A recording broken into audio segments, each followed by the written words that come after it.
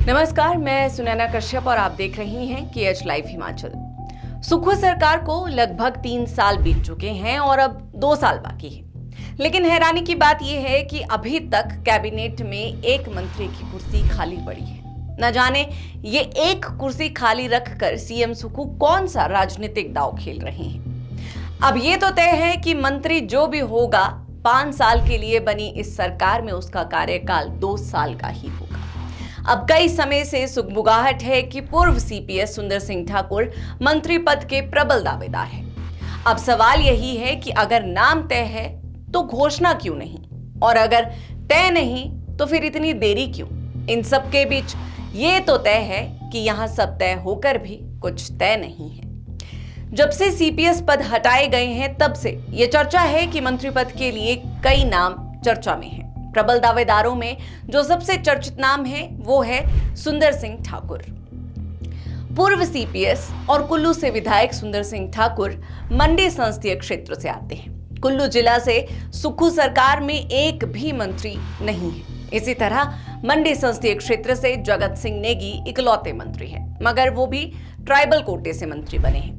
इस वजह से सुंदर सिंह ठाकुर की दावेदारी काफी मजबूत मानी जा रही है। ये अब सीएम सुखू पर निर्भर करेगा कि वो मंडी संसदीय हलके या फिर कांगड़ा को मंत्री पद देते हैं। अब प्रदेश की सत्ता की चाबी तय करने वाले कांगड़ा जिले की बात करें तो ज्वालामुखी से विधायक संजय रतन को कैबिनेट मंत्री का अच्छा दावेदार माना जा रहा है, क्योंकि कांगड़ा जिले से 2 मंत्री चंद्र कुमार और यादविंदर गोमा पहले ही मंत्री बनाए जा चुके हैं। भवानी सिंह पठानिया और केवल सिंह पठानिया को सीएम सुखू ने कैबिनेट रैंक दे रखा है।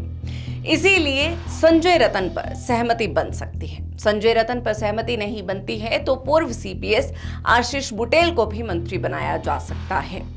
अब सुंदर सिंह ठाकुर का नाम तो सचिवालय की गलियों में भी गूंजता है।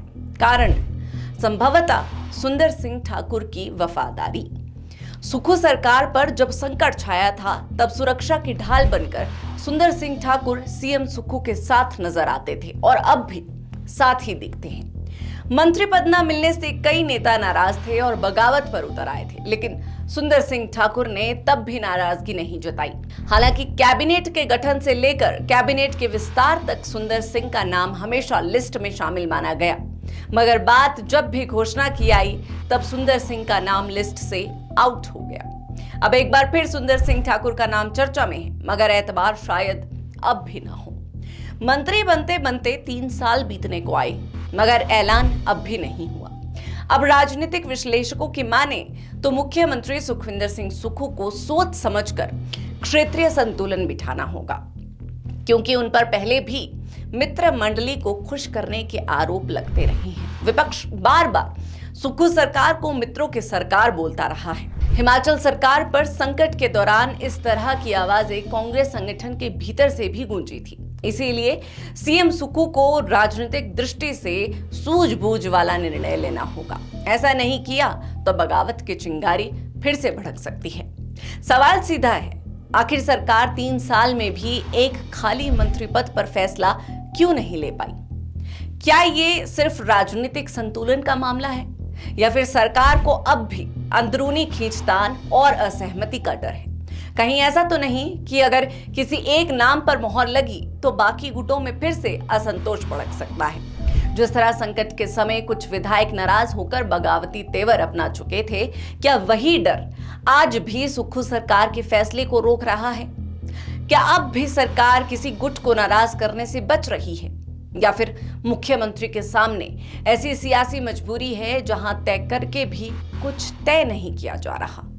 अब देखना यही है कि सुखू सरकार एक कुर्सी के फैसले से सरकार की मजबूती साबित करेगी या इसी कुर्सी से सरकार की कमजोरी उजागर होती है। बहरहाल आज की इस चर्चा में इतना ही। इस पूरी चर्चा पर आप सभी की क्या राय है, ये हमें कमेंट कर जरूर बताएं।